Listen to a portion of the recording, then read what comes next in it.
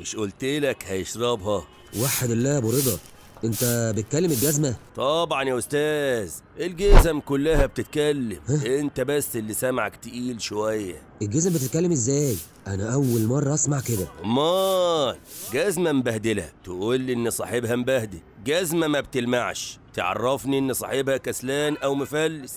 جزمة غالية صاحبها خايف عليها قوي، وشوية شوية هيجي يلمعها بدالي. دي بقى بتبقى بتاعت أبوه أو أخوه الكبير. قصص كتير كده، والمفروض إن الجزمات مننا يعرف القصة من قبل ما يلمس الجزمة. يا لهوي على الفراسه. انت مثلا جزمتك قالت لي انك متردد ومش واثق في نفسك، خواف طب ما حلوه دي يا ابو رضا، تقرا للناس الجزم والله هتاكل منها الشهد دي. ممكن ما تستبعدش، بس هبقى ترند يومين والناس هتروح بعد كده تشوف حد يقرا لهم الطالع بقى في المناديل الكلينكس ولا اكياس الشيبسي. محدش هيركز مع جزماتي زيي.